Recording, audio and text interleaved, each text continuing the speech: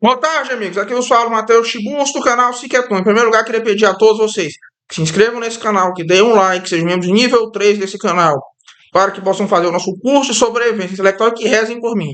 E que me sigam nas minhas redes sociais. Vejam bem, ó, coisa que todo mundo me pergunta, que é quanto a certas opiniões literárias malucas do Otto Maria Carpo. Eu respondo aqui o seguinte, em primeiro lugar. O Otto Maria Carpo é um autor que deve ser lido, antes de mais nada, pela grande quantidade de informações que ele tem. Você não tem uma história da literatura ocidental em outras línguas que seja uma equivalente à do Carpo. De fato, em termos de cultura literária, o Otto Maria Carpo é alguém excepcional. E nos seus pontos altos, a sua crítica é verdadeiramente memorável. Há certas partes da história da literatura ocidental do Carpo que são, de fato, maravilhosas. Mas há opiniões do Carpo que são extremamente questionáveis. Ele é alguém cujas opiniões, em primeiro lugar, sofrem muitas vezes dos vícios e também das virtudes da sua época.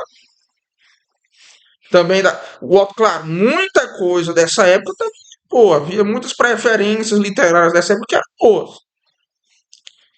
E também, né, se você for ver bem, ele também tem certas idiosincrasias pessoais.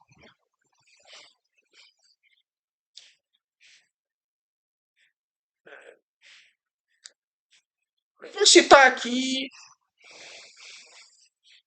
um exemplo de uma única colocação do Otto Maria Carpo, que já chamou a atenção de muita gente, inclusive de mim mesmo, pelo absurdo que é uma colocação tanto absurda. Eu vou explicar o que o Otto Maria Carpo está pensando com isso e como você entende as preferências literárias do Otto Maria Carpo. Ele quer dizer que Virgílio e Ovídio ocupam um lugar que deveria ser de Lucrécio e de Cato.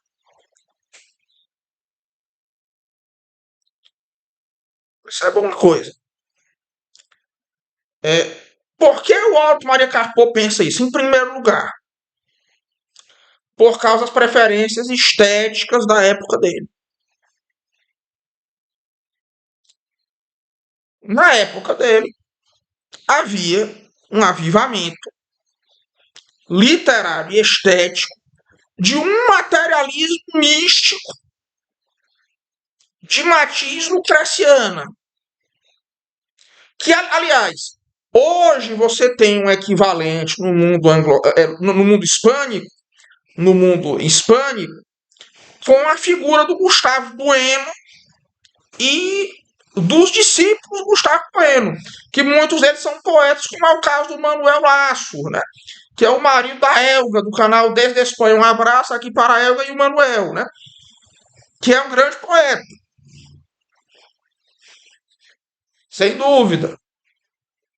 Mas naquela época, o materialismo lucreciano, esse materialismo lucreciano, que tem uma mística com algo de hedonismo, etc., era uma coisa, não hedonismo no sentido vulgar, era uma coisa muito forte na intelectualidade europeia.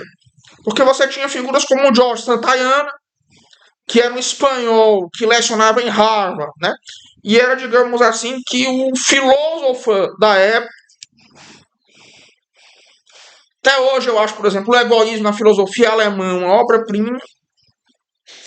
Mas ele era um filósofo de grandes características poéticas. E mais do que isso, você tinha a figura do Paulo Valéry, né? Do Paulo Valéry também, que é alguém extremamente influente sobre o Carpo, que também é materialista místico de tendência lucreciana. E nisso ele projeta poetas como Lucrécio e Cato, para a preferência da época e para a preferência de um certo tipo de intelectual. Veja que Le Cimetière Marran, do Valéry, também é um poema predileto de Eric Voegelin, que é alguém muito distante desse materialismo lucreciano, mas tinha uma grande referência estética. Por gente como Valéry ou Santayana. Por sinal, a obra do Santayana eu acho que entra em domínio público esse ano. Né? O Santayana, para quem não sabe, foi o criador do epifenomenalismo. Né? Dessa atitude que se chama em filosofia da mente de epifenomenalismo. Ao menos, acho que um dos primeiros a defender esse tipo de ideia. Então, o Carpo é alguém que tinha o Paul Valéry e todas essas tendências em alta conta. Altíssima conta. E nessa centralidade do Valéry no cânone, essas influências clássicas do Valéry formam outra. Sabe que eu acho que o Paul Valéry hoje não é alguém tão lembrado quanto era, por exemplo, há 50 anos atrás, nos circos que ainda leem alguma coisa que são cada vez mais reduzidos. Né? Injustamente, por sinal. Né? A obra dele cabe uma reavaliação, como a do Santayana também cabe uma reavaliação. O segundo ponto é o seguinte, é porque o Otto Maria Carpo é alguém que tem um grande fascínio pela literatura de nível mimético baixo, mesmo único. É muito compreensível que ele reverencie poetas como Lucrécio, como Catulo, que são os poetas de nível mimético baixo da literatura latina.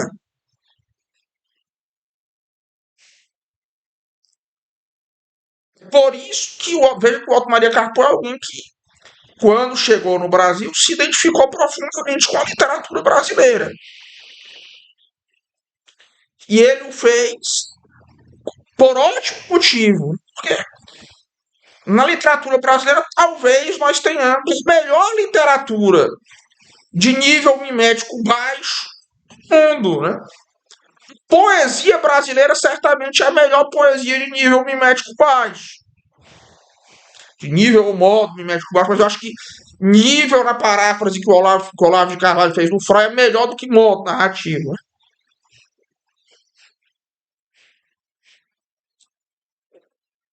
Eu acho que Manuel Bandeira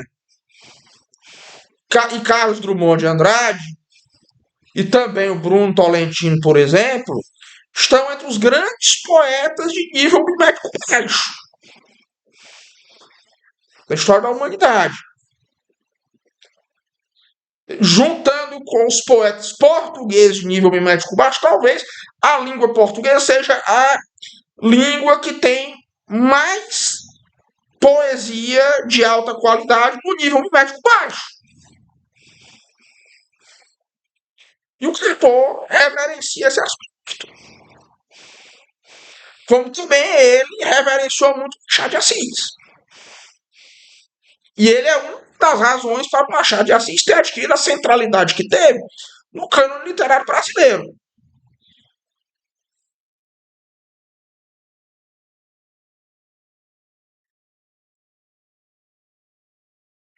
Veja que o Machado de Assis afastou autores, como o caso do Zé Geraldo Vieira, que era o autor mais reverenciado, né, no romance da época. Né?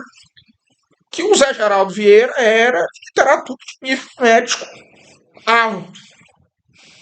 Aí alguém me pergunta, Ah, Matheus, mas é porque o Zé Geraldo Vieira é um autor difícil de entender, mas o Machado de Assis, no fim, é muito mais difícil que o Zé Geraldo Vieira, para você entender, né?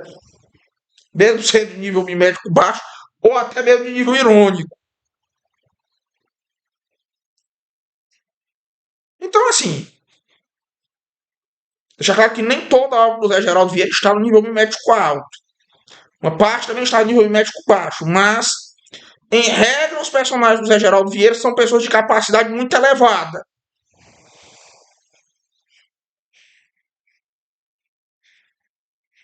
Se vocês tiverem isso em mente, esses pontos que eu trouxe em mente, as dificuldades de entender certos pontos da obra do Carpo desaparecem.